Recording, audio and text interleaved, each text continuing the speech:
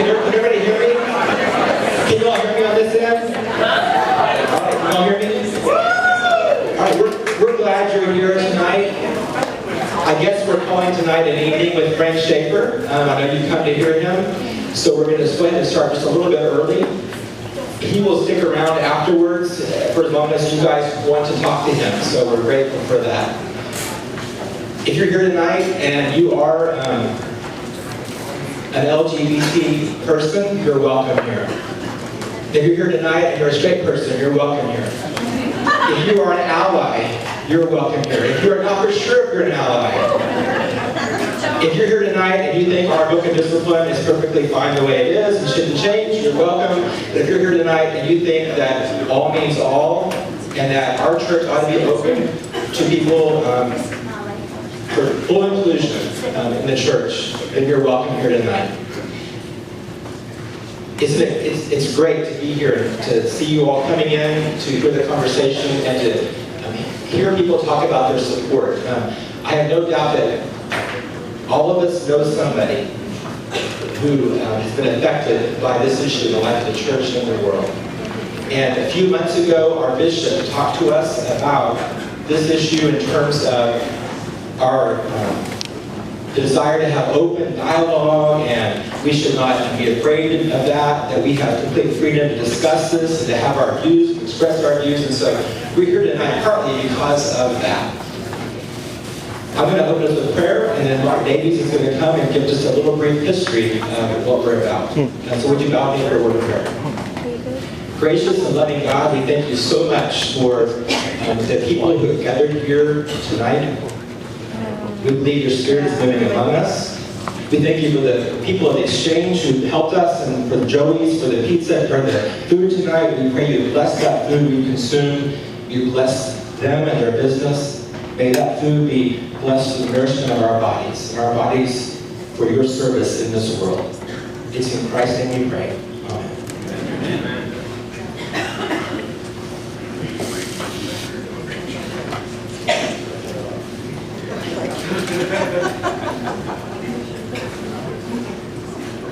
Good evening. I'm going to begin by reading something that appeared in a few newspapers throughout the state of Oklahoma a few months ago. Many Oklahoma United Methodists, through our engagement with Scripture, tradition, reason, and experience, affirm the rights and dignity of all people and celebrate the recent decision by Judge Terrence Kern that the ban on same-gender marriage in Oklahoma is unconstitutional. Today we celebrate with our LGBTQ brothers and sisters and pledge to express love, affirmation, and equal treatment for all persons.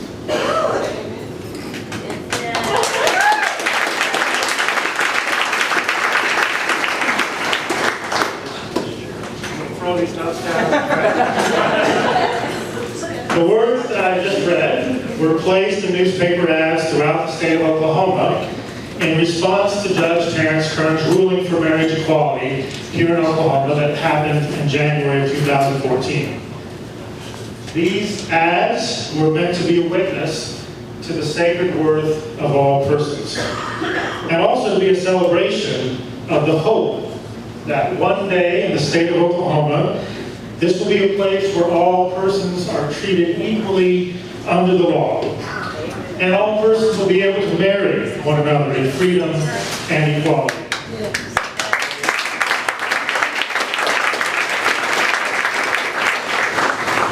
The ads were also an expression of hope that one day soon the United Methodist Church will truly welcome all persons in the life and the ministry of the church.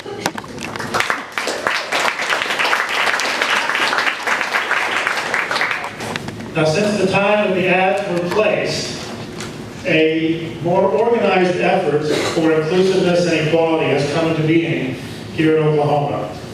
A new website was created called Oklahoma United Methodists for Equality. That's OKUMC 4, that's F-O-R spelled out, equality.org. We also have a Facebook site and a Twitter account with the same name. Also, since the ad, the mainstream United Methodist group, otherwise known as MUM, here in Oklahoma, has officially become a reconciling organization.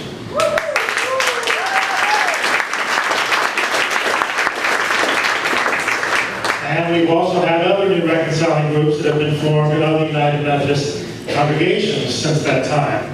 It is in the context of this movement for equality that we have been called to invite Rev.Frank Schaefer to be with us tonight. This movement for equality in the Oklahoma United Methodist Church is by no means a new movement. It is a movement that stands on the shoulders of Epworth United Methodist Church here in Oklahoma City.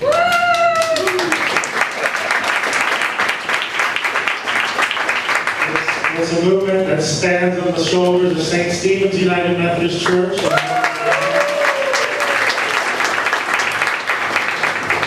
It's a movement that stands on the shoulders of so many persons who have been working literally for decades, many of whom have experienced personal hardship. Many of them have sacrificed as they have stood in courage and in solidarity with the hope that one day soon in the Oklahoma United Methodist Church and beyond, that all will truly mean all, and that all of God's children will share together as equals in the feast of love and reconciliation. Tonight, we also remember those in the Oklahoma United Methodist Church who are no longer ministers in the United Methodist Church, who have also experienced personal hardship as they have witnessed for love and inclusion and reconciliation for all. And tonight, I want to thank all of you for being here tonight to share this expression of love and hope. And I'd like to invite Debbie Ingram, who's going to introduce our speaker.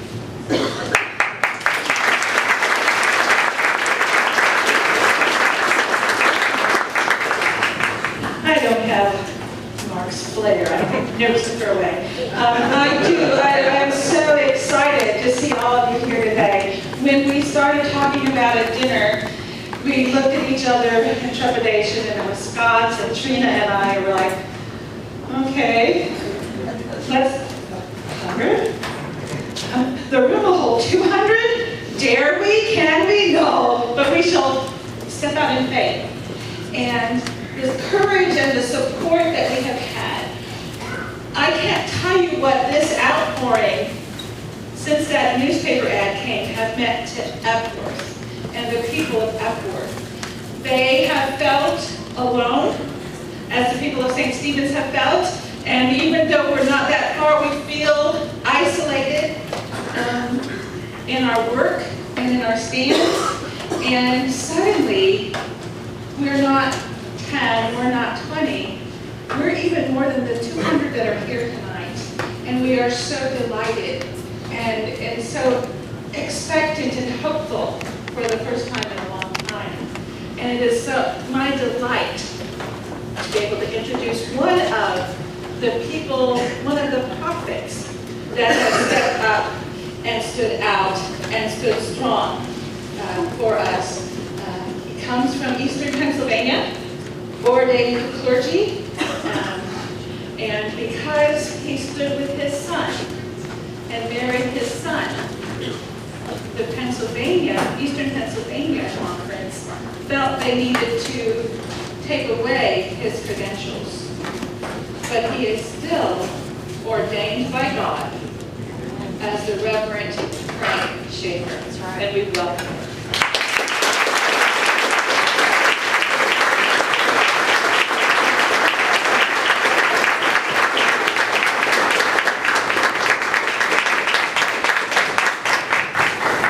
Good evening. It's so great to be here in a room filled with 200 plus people. It is truly a joy and an honor to be invited and to be here with you. And I tell you what, I am full of hope after I heard so many wonderful stories out of Oklahoma. is full of LGBT supporters, allies, the wonderful LGBT community of faith. This is all so encouraging, and I commend you for your courage and for your wonderful work that you have done here. And this is only the beginning. I bring you much joy today as well from my own state of Pennsylvania. Just last Monday, Judge Jones, a federal judge, found that the ban on same-sex marriage was unconstitutional. And here's the more important part. Yes, thanks be to God. And more importantly, on Wednesday of last week, Governor Corbett said he would not fight the decision, not appeal the decision.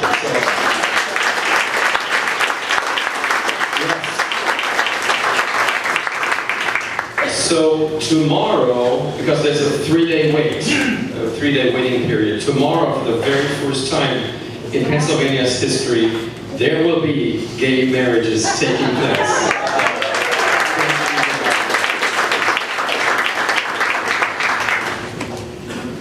We are a true LGBT family. As many of you know, we have 3 gay children, my wife and I, and 1 straight kid. So half of us are gay, half of us are straight. And I was actually asked by Barbara Walters, of all people, totally out of the blue, because that was not a question she was supposed to ask. Okay, I want you to know that on The View, on the show called The View, I was asked, did anybody ever tell you it's your fault that you have 3 gay children? And I should have answered, and I'm not quick with it like that, but I should have answered, yeah, I think God really wanted me to get the message. It's an awesome situation to have 3 gay children. We really get along, and there are some things that are really unique about our family. One thing I always share is about our youngest son, Pascal. Now, the first 3 came out as gay. The youngest son, we didn't know for the longest time, is he gay, is he straight, is he gay, is he straight? So he became the very first person in the history of mankind who had to come out as straight.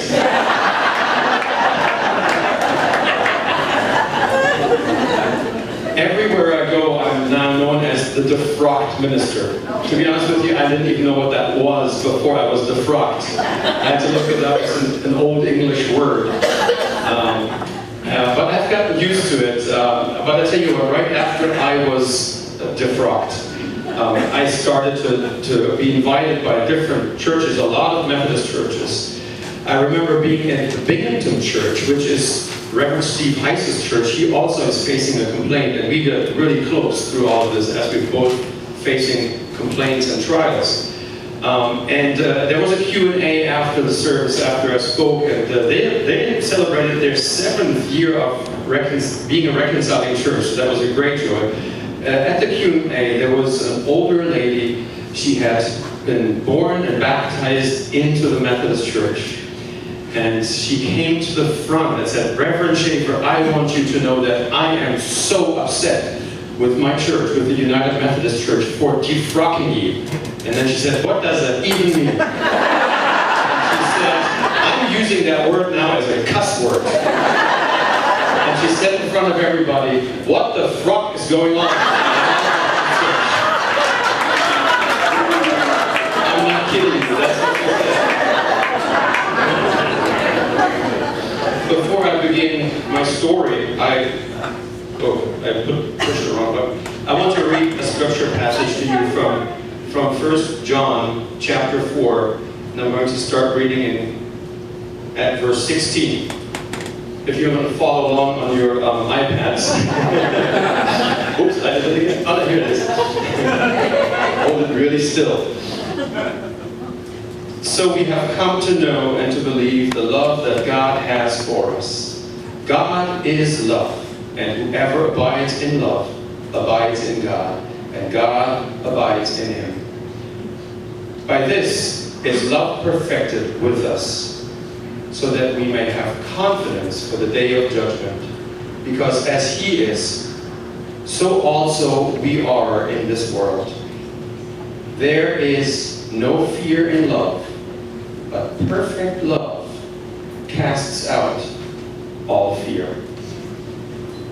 This verse has become so important to me because, as I always worded, what I did for my son Tim as I performed his wedding to another man was an act of love. I remember it. It was in the year 2006 when my son Tim called me on the phone. And he asked me, "Dad, will you perform my marriage to Bobby?" And you have to understand that there's a whole backstory. And the backstory, and I'm taking you back to the year 2000 now, happened like this. I was sitting in my church office when one day a lady from the community called me, and she wanted to remain anonymous, and she said, "Rev.Frank Schaefer, I have to talk to you. This is very, very important. I know for a fact that your son Tim is struggling with the sexual identity. He is gay, and he's considering taking his own life." It was one of those phone calls where just my heart sank, and I was in this really odd state. I remember, I don't even remember how I ended the phone call. I remember racing home, talking to my wife, and she also had a hard time wrapping her mind around the fact that Tim could be gay. We had seen no signs. Well, we sat down with Tim, and we asked him, "Tim, I received this phone call from this lady, and she said you are gay and you're struggling."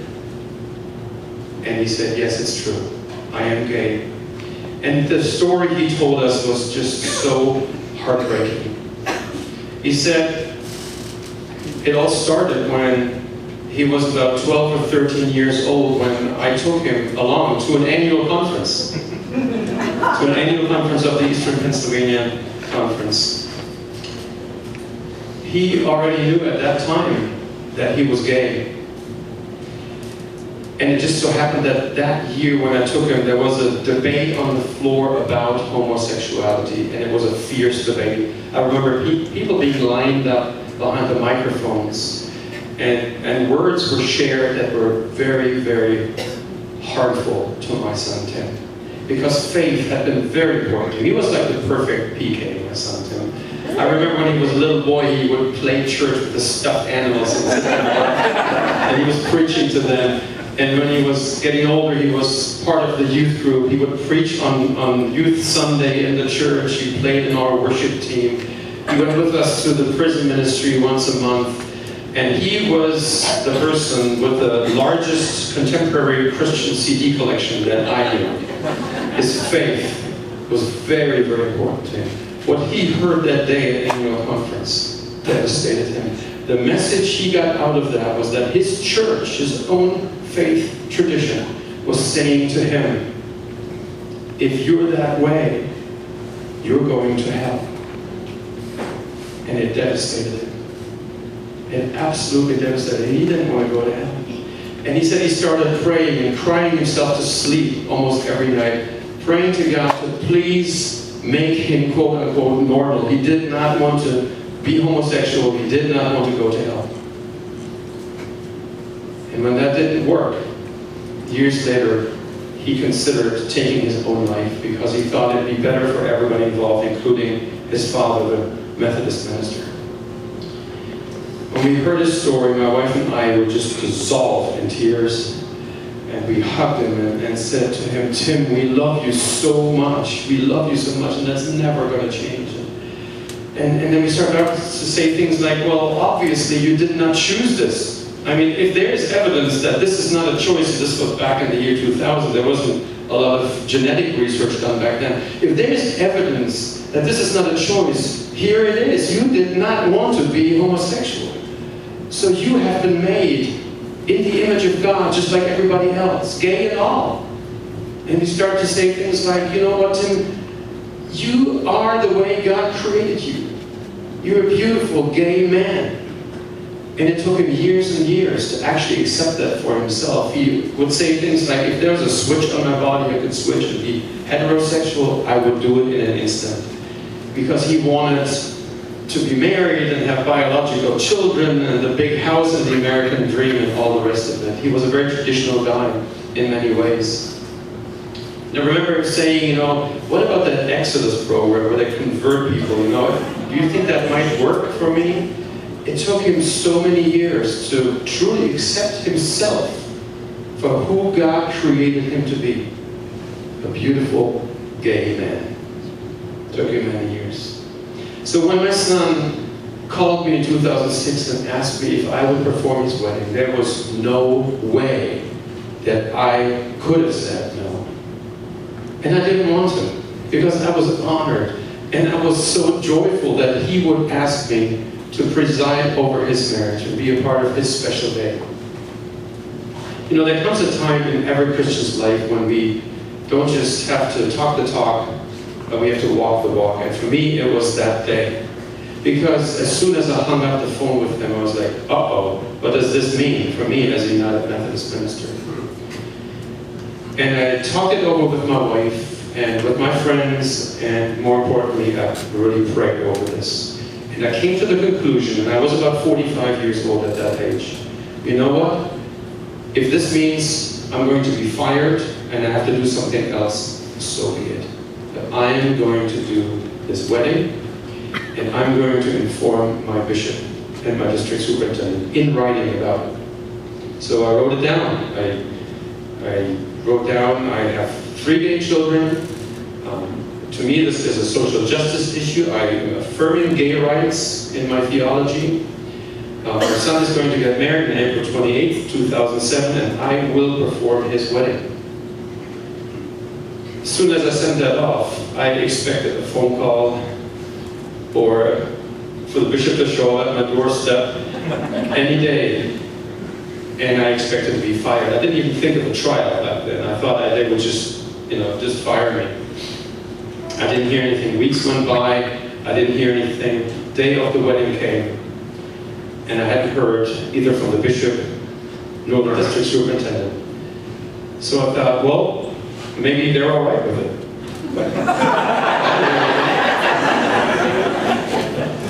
And even though that sounds funny, but you know, there's a lot of truth to that, because here's the thing. Homophobia, which is really encapsulated into our discipline, our book of discipline, through this hateful language that's in there and these discriminatory laws. Homophobia will spread to those who are liberated and those who do affirm same-sex marriage rights and same rights for everybody. And I was fearful. And it was a struggle for me to come to that conclusion, to say, you know what, if I have to start over with my life, if I'm going to lose my job, then so be it. But, you know, one of the nice things about being a United Methodist minister, as most of you know here, we have tenure, we have a guaranteed appointment. That's nice to have that security. It's really nice. You know, you work hard for that and long, and it's really awesome. You know, especially for your family if you have a family. And there are those in the leadership, in the hierarchy of the church, like my district superintendent, whose heart are in the right place. And they're affirming gay rights secretly, but, you know, then officially and publicly they can't make a statement. That's what they feel like. It's homophobia, in a sense, that is suppressing the truth of how they feel and what they really want to say, these kind of statements they want to make. We live in fear. All of us live in fear because of that in the United Methodist Church. The day came, and it was a beautiful, beautiful day. We had the ceremony in a restaurant in Cohasset, Massachusetts, about 300 miles away from my church in Lebanon, in a state that had adopted gay marriage in 2004 already. So it was legal in Massachusetts, and I'd gotten the right papers for it. I remember I was struggling to put this litany together for the for the wedding ceremony, it's like, wait, I can't just declare them husband and husband. What do I say? So I checked in the book of worship of the United Methodist Church, and oddly enough, there was nothing in there for gay marriage. So I Googled it, and I found some resources there, even back in 2006, 2007. And it was a beautiful ceremony. And I remember the applause was amazing when I declared them married. There was a standing ovation and it wouldn't stop. Because Tim and Bobby's families were saying, and friends were saying, we're so proud of you, we're so happy that the two of you can now get legally married. It was a beautiful moment. And I remember a lot of Bobby's family was Roman Catholic, and they came to me after and said, thank you so much for doing this. We never thought Bobby would ever have a Christian service for a marriage service. And it was just a beautiful event, and there were tears and there was laughter. And I went back to my church in Lebanon, Pennsylvania, where, by the way, I ministered for 11 years. And a very, very sad fact was that I wanted to announce this wedding in my congregation so badly. Like every parent wants to tell the whole world about, this blessed day of your child. But I felt like I couldn't. Because we have a saying in Pennsylvania, there's Philadelphia on one side, Pittsburgh on the other, and Alabama in between.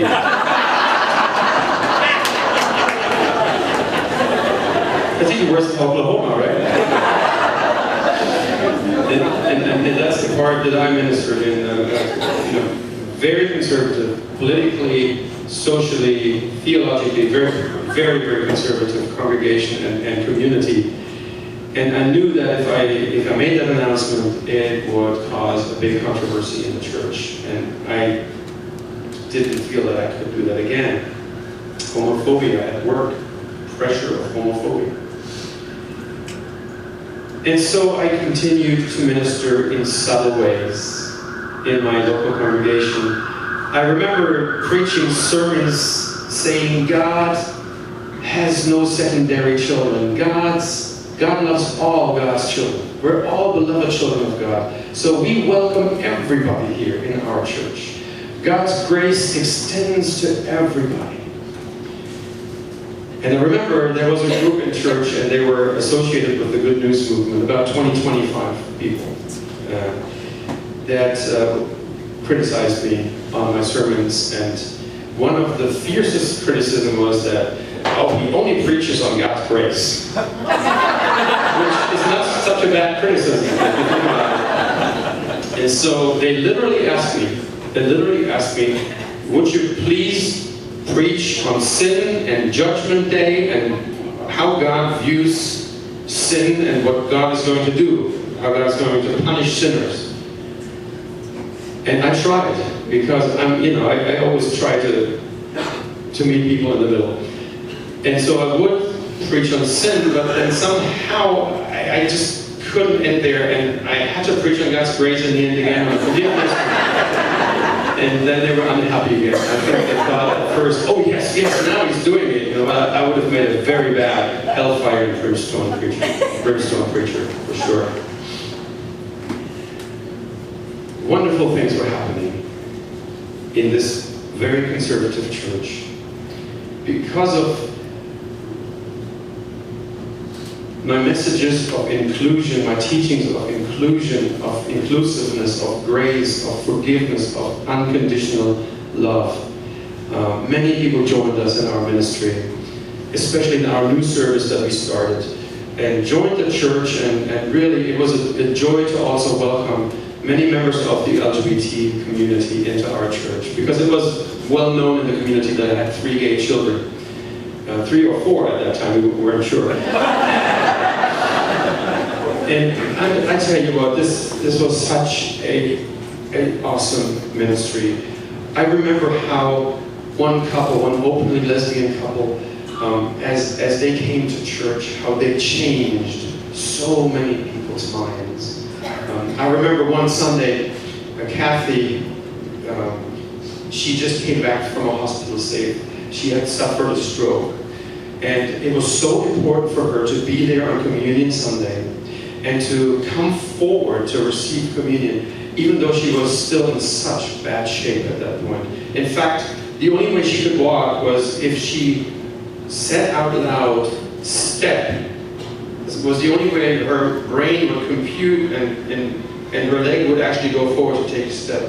So she came forward to the altar by saying, "Step, step," until she was standing at the altar receiving communion, and tears were running down her cheeks as she received communion.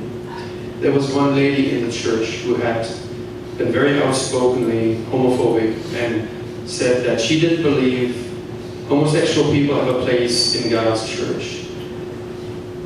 And as I looked up, I saw that lady, as Kathy was standing in front of me taking communion, I saw her in tears and sobbing. And I spoke to her afterward, and she said, "I will never, ever judge anybody. I have not seen this much faith as I have in Kathy, in anybody else ever." Kathy single-handedly converted this conservative woman. Beautiful things were happening, especially in that service, in that contemporary service that we had started. So we finally had Kathy and her partner, the most openly lesbian couple that you will ever meet. I mean, they're really out, which is amazing in our community in Lebanon, but they joined in membership. We had our very first openly lesbian couple join in membership. I always made our new members come to both services, and so the traditional folks at the church, the ones that weren't happy with my ministry there and what was happening, were also present on the day when they joined in membership, in full membership of the church.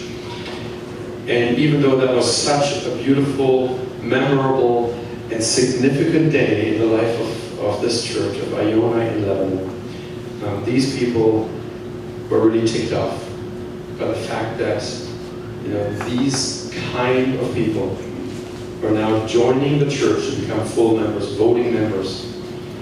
And that was the beginning of the unraveling that took place in my local ministry there.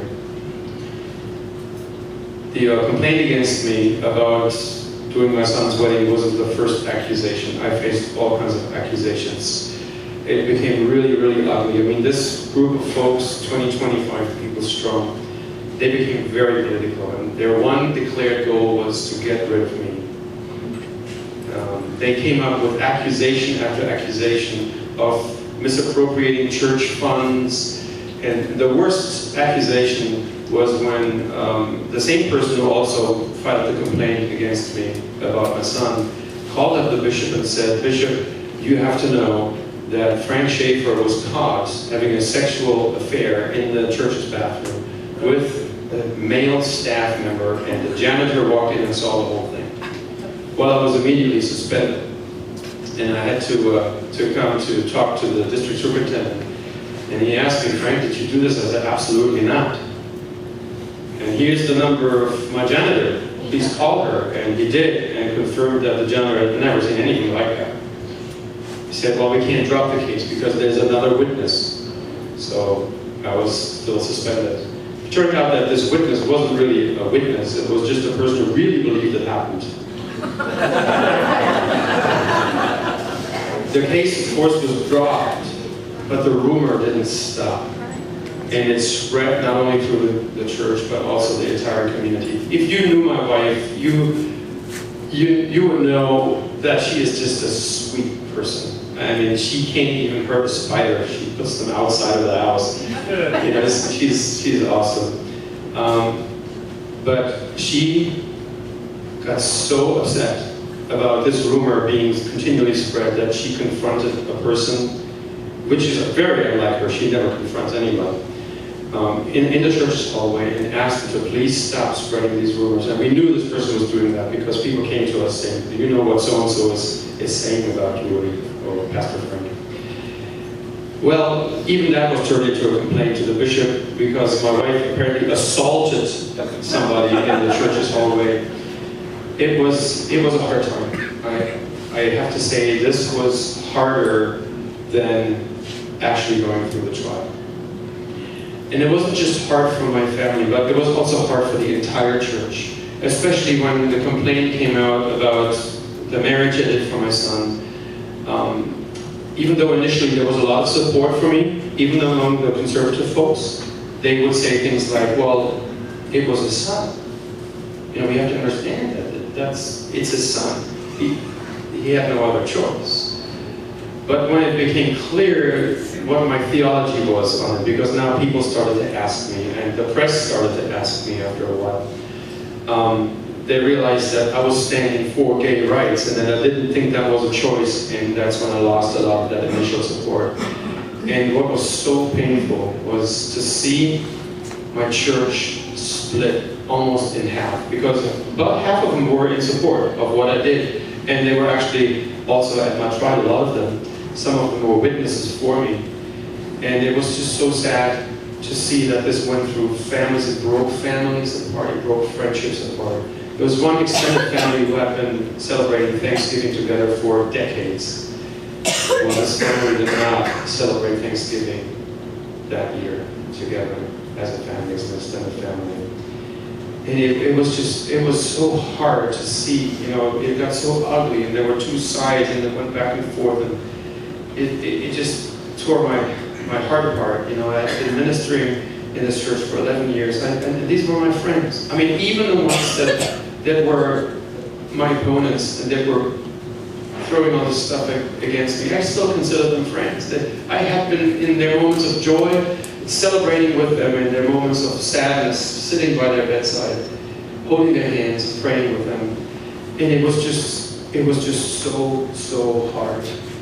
In the courtroom itself, behind my table, the defense's table, you know, there were all my supporters from the church. On the other side, the prosecutor's table were all my opponents. So the split became apparent to all of the world, in a sense, as symbolically, you know, my church, my divided church, was present in this room. The courtroom was actually a gymnasium. It was a gymnasium of a Christian camp, Camp Anaba, United Methodist camp. And my son Tim had actually been there for a confirmation camp one year, and he came into the situation, and he was like, wow, this is really hard. You know, I had such a great and meaningful spiritual time here. But now, you know, I'm asked to be a witness in this trial. So if you want to picture this with me, at the head of the room was a long table where Bishop Gwynn, who was appointed to be the presiding officer, the judge of this trial, sat. Next to him was a secretary and a stenographer, and his attorney was also on that side. Then over to this side of the room was a jury made up of 13 United Methodist ministers. They were a jury of my peers. They were all United Methodist ministers of the Eastern Pennsylvania Conference. And then there was the prosecution table and the defense's table where I sat with my counsels. And behind those tables were about 150 auditors, spectators that they allowed in, among others, members from the press.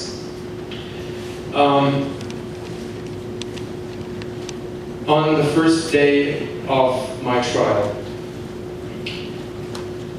I really wasn't allowed to defend myself. This was all, you know, happening in the pre-trial deliberations. Really, basically, what happens ahead of the trial, you go through the entire trial. You already have to put up the arguments. You have to describe what the witnesses are going to say in detail and so forth. Bishop Gwynn had ruled that I was not allowed any witnesses on that day when it was about finding my guilt or innocence. I was not allowed to submit any evidence. I wanted to submit the letter that I sent to the bishop and the cabinet. And I was not allowed to argue with one portion of the discipline over against another. And I could have done it in such a beautiful way. Lee Parker has written a letter to all of the bishops and has actually shown that there's also good language in the book of discipline. That's what I wanted to do. I wanted to take those good passages and say, but I was faithful and obedient to those commands where it says that all ministers should all United Methodist ministers should minister equally to everybody, regardless of gender, nationality, race, of socioeconomic status, or sexual orientation. And I wanted to use that and the passage where it says that all people are of sacred worth in the context of an LGBT discussion within the Book of Discipline. And I wasn't allowed to do that. All I knew that I was allowed to do on that day was to say in the witness stand, I performed this wedding for my son. So my counsels were very smart and good people. They came up with a great idea. On the day of the trial, my attorney said to my counsel, Bob, why don't you ask Frank about his life? You know, ask about his ministry, his family, because none of the jurors actually knew me. If they had known me, they would have been recused. Personally, they hadn't known me personally. And then he said, well, maybe, you know, as Frank continues to share, maybe he can sneak in a little defense. And that's exactly what happened. By the grace of God, I was able to share not only, you know, I called to ministry and describe the ministry I had done at my church at Avon and at the church at Iona. But I also shared the story of my son that I shared with you earlier, how he came out and how he was hurt by the doctrine of the church, by the Book of Discipline, how he was hard and almost lost his life. And then I was even able to pull in some scriptures, and I said, you know, when my son asked me if I would perform his marriage, it was like the parable of the Good Samaritan. He was that beaten up person in the street who had been harmed by the church's doctrine. And I could not turn my back on him. I could not say no. I had to help him. Had I said no, it would have negated all my affirmations of him. It would have basically pushed him even further away. I could not pass by on the other side of the road like the priest and the Levite did. Now they were on their way to Jerusalem to conduct a service, and they couldn't get blood on them. They couldn't get soiled, so they had to stay ritually clean, and they continued on the road. But I said, I couldn't do that. I had to help my son. He was hurting. And isn't that what Jesus said that we should do? When he said, love your neighbor as yourself. And here was my son and needed my help. I may have become ritually unclean, and I may have broken a rule of the discipline. But I had to help my son. And I was following Jesus' command. I was biblically obedient. Well, the church counsel, the prosecution, didn't see it that way at all. And he said, never in church history has love trumped the law. And in his closing statement, it was really, he quoted a passage from Jude and talked about Judgment Day, and he talked about the last days in which immorality would abound, and he identified that with the LGBT community, and it was so hateful and so bad. And then he told the jury, he said, if you don't find Rev.Frank Schaefer guilty, you will have to answer on Judgment Day for that. You will be judged. And the speech was so bad that I heard a noise behind me, and I looked around, and there were so many people standing in silent protest of what they were hearing. And I knew they were supporters because they were wearing rainbow-colored stoles. And the council of the church noticed it too, and he turned around and he said to Bishop Quinn, he said, Bishop, aren't you going to do something? Aren't you going to have him sit down or leave the room? And in another show of grace, Bishop Quinn said, no, you're almost at the end, just continue. I thought for sure at the end of the day, because I had a chance to really get my defense in, and because the council for the church had just chosen such hateful words, I was positive that I could be acquitted. And so I remember sitting at the dinner table with my councils, and I said to them, how big would it be if I got acquitted? And both of them said, Frank, that would be huge. That would be so wonderful for the LGBT community all across the denomination, but it's probably not going to happen. And so when the jury walked in later that evening, when we were called back into the gymnasium, and I saw them walk in, and I noticed they were avoiding eye contact with me, I knew that wasn't good news. And they gave the verdict in written form to Bishop Gwynn, and he read the piece of paper, and he found me guilty on all charges. And even though I was sort of prepared for that, I figured I would be found guilty. And my counsels had prepared me, tried to. There really isn't a way to prepare for that emotionally. When I heard him declare me guilty in front of my family, my church, my local church, the larger church, and even the whole world, because there were members from the press in that room, I felt so embarrassed, and I felt so devastated. You know, after serving this church, my church, the United Methodist Church, for 20 years, to be told you are guilty is just a devastating feeling. But there was a day two, and on day two, it was all about finding a penalty. Now, in the United Methodist Church's court system, the jury actually deliberates and finds the penalty, the punishment. On that day, I was allowed to produce some witnesses, and among others, my son took the witness stand, my son Tim, for whom I had done the wedding. And I remember I was so proud of him. And I really lost it. I was in tears, and so were many others in the room. Because here he was, basically confronting his bully and telling the church how this doctrine had harmed him and drove him to the edge of despair and the consideration of suicide. And as he shared, he did it with so much love and grace. I was so proud of him. I was so proud of him. But I also noticed that the jury and the prosecution and the whole table, they were not really paying attention. And I see that as a problem. In the hierarchy of the United Methodist Church, they're not really listening. They're not really listening. And I think it may be a mechanism that kicks in, like some form of rationalization or something. But if they would truly understand and really understand the kind of pain and horror this doctrine is causing people, I don't think they could be neutral on this, or they could still maintain that this is a valid law and language in our code of discipline. They weren't really listening. There was one man, also a gay man, 70 years old, in the crowd, and he was dissolved in tears, and he later shared his story with me. His name is Richard Kirk. He said, I couldn't stop crying, because when I listened to your son talk, he said, that was me. That was my story.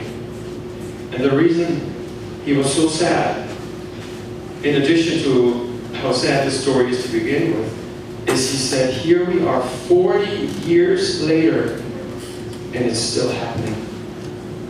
How sad is that? 40 years later, nothing has really changed. People are still being harmed. My counsels and I had come up with a statement, because I was supposed to take the stand again, the witness stand again, on that day. And it was a very carefully crafted statement. You know, I was 51 years old at that time, and I was still living in fear of losing my job. I didn't want to lose my career, my job, my security, my paycheck, my health insurance, none of that. So this statement was very carefully drafted. It was very political, very diplomatic. My counsel said, don't say it like this, use that word, not this word. And if the counsel for the church asks you, will you ever perform a wedding again, a same-sex wedding again, tell them, I can't answer that question. Nobody can predict the actions of their future, or something like, well, it all depends on the situation. Just tone it down, and be very diplomatic, and be somewhat conciliatory toward the discipline, and you'll be all right. I knew in my heart, as it got time for me to take the witness stand, I just could not make that statement. I could not read that statement. And partially because of the harm that the church and this doctrine and this paragraph 2702 and this harmful language in the discipline is doing, not only to my son, but to so many in the church. And I felt like if I were to make this political statement, somehow I would let down my son and my 2 other gay children and so many of our LGBT community. You have to understand, because this case became national news basically, a lot of our LGBT members in the church and beyond contacted me. And many of them shared their very sad stories of how they got harmed by the church's doctrine. And I was like, you know what? I can't let that go. I have to tell the jury how I really feel in my heart. But I was so fearful. And I remember during that break, that lunch break, I went to my cabin, to the room in my cabin that we were staying at. And I sat down on this bunk bed and I started to pray like I've never prayed. It was a desperate prayer. And I prayed out loud because I didn't even care me outside my room. And I said to God, God, is this something that you want me to do? Is this what I need to do? Do I have to tell the church this is wrong? Do I have to stand up for my children, for our LGBTQ brothers and sisters in the church? Is this something I can do? What about my paycheck? What about my health insurance? I have 2 sons that are still in school and need my support. What am I going to do tomorrow if they fire me, if they defraud me? I'm 51 years old. How am I going to start a new career? And I remember remembering Jesus Christ at that moment and what Jesus did for all of us. This was the greatest act of love in the history of humankind. And he did it out of love for all of us. And he did it with so much love that even as he was hanging on that cross, he prayed for those Roman soldiers at the foot of the cross that had nailed him to the cross, and prayed for them and said, Father, forgive them, for they do not know what they do. And all of a sudden, giving up my career seems like nothing compared to what Jesus gave up his whole entire life. I knew what I had to do, but I also had no speech. And I remember sitting in the courtroom right before I had to take the stand, and I remember I had a little piece of paper and a pencil, and I started to scribble down sentences and words, and I tried to really come up, with words for what I would say. And before I could finish, I was called up into this witness stand. I even left the sheet behind because I couldn't even read my own handwriting. That's how nervous I was. And I was sick to my stomach. I remember being sick to my stomach. And when you're sick to your stomach, you feel really weak and you don't have a lot of confidence. And I sat down in the witness stand, and I looked over to my family, and I saw how much love there was in their eyes for me. I had never heard the sentence, I'm proud of you, Dad, or I'm proud of you, Frank, from my wife and my children that many times in all my life. As I was going through this, they just said it to me almost every day. And then I looked beyond my family and I saw all of our supporters with their rainbow colored stores. And there were so many of them. Not only did they have they didn't have plates just on my side of the courtroom, they were also on the other side, and they were everywhere. And I looked at them and I saw them look at me. And at that moment it was like I felt their prayers and their support. And I felt uplifted, and I felt like strength was coming back into me, and confidence was coming. And I started to talk, and it was like words came out of my mouth that were just perfect. It was I was totally baffled. And one of the first things I did when I got the court transcript was I went back to see that speech, because I was wondering, did it really come out that way, the way I remembered it? Was it really that perfect? And sure enough, it was an amazing, amazing speech. I want to read another scripture to you that I wrote down before I actually read a part of that statement from the transcript to you.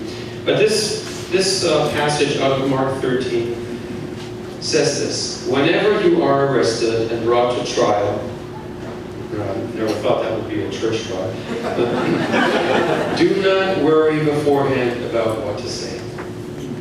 Just say whatever is given to you at the time, for it is not you speaking, but the Holy Spirit. And that is what I experienced in that witness. And this is the very end of my speech to the trial court, to the jury right in front of me.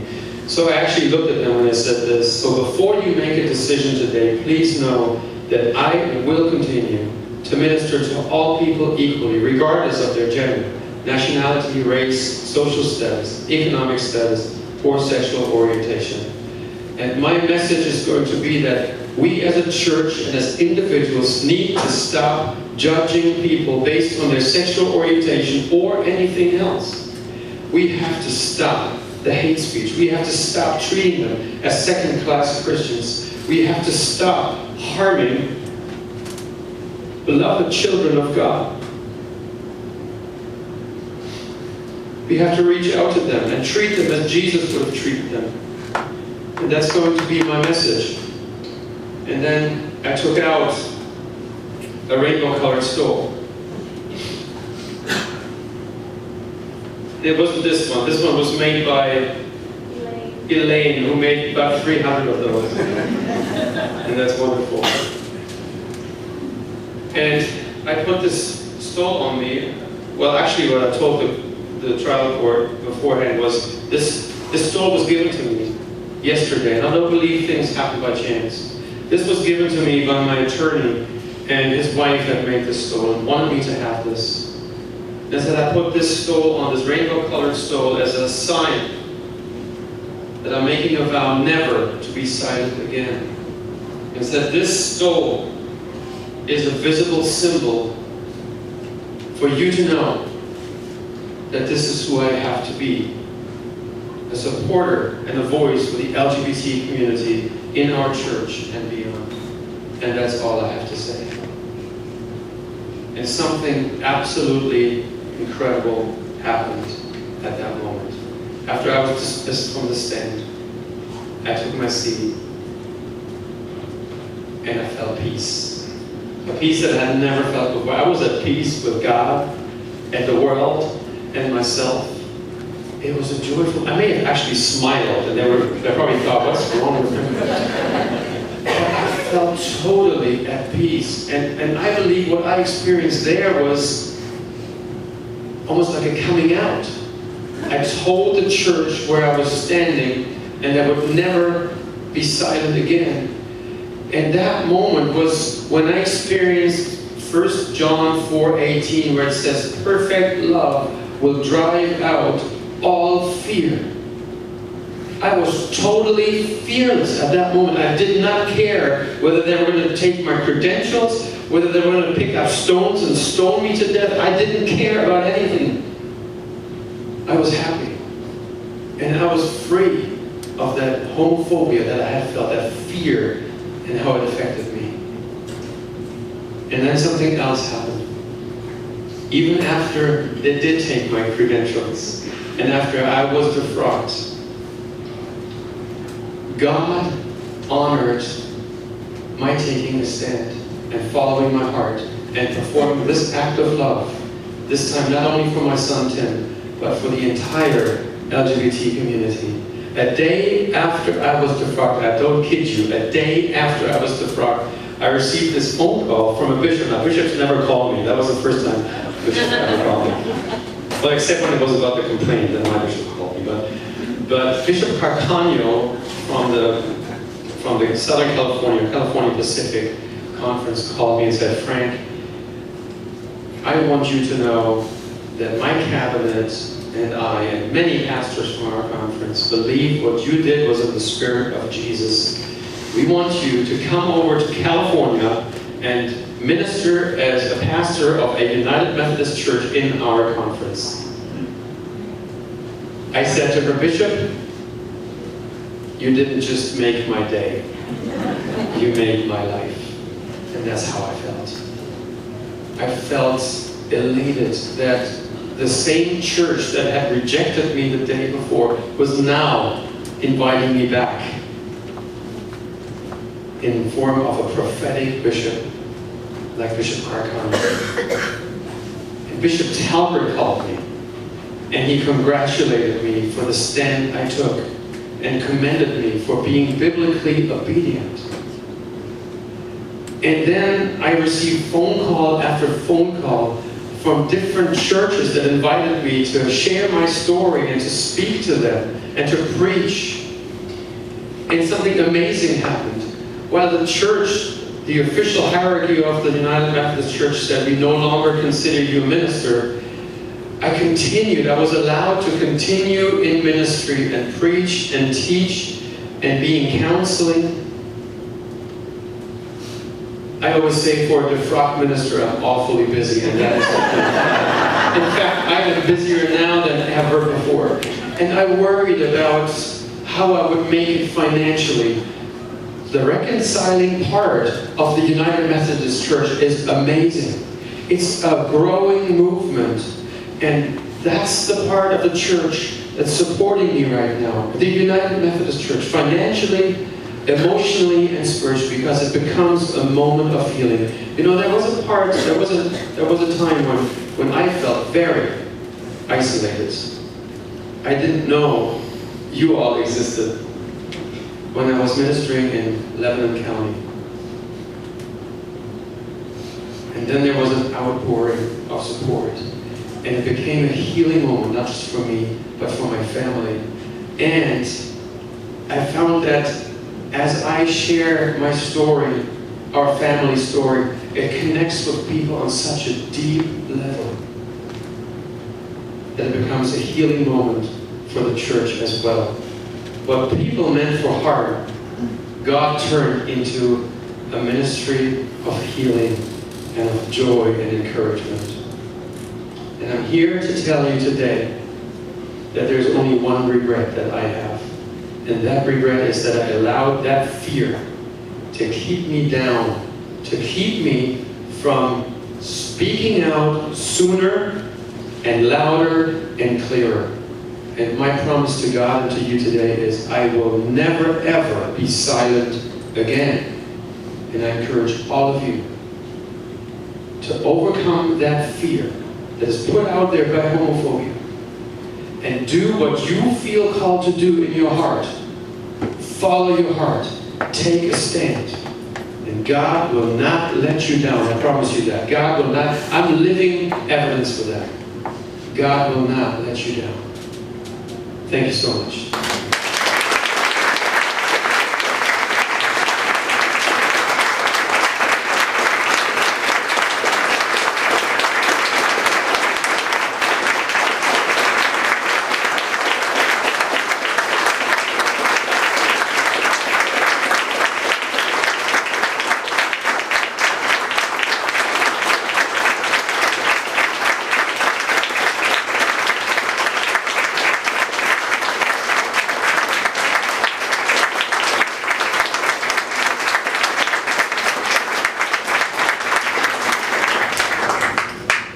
You've taken my breath away. Thank you, Frank.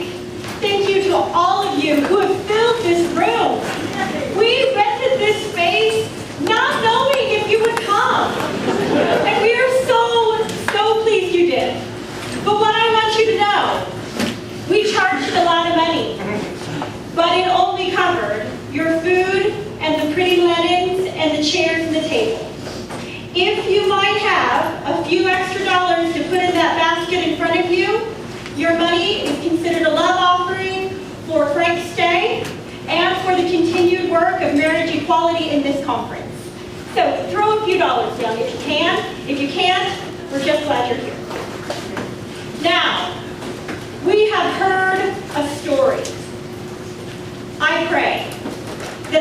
story will be retold in our heads throughout this evening, that it will tuck us into bed tonight, and that it will find a way to escape our lips tomorrow as we tell the good news of healing, of compassion, of kindness and justice for all. So go forth in peace and serve the Lord.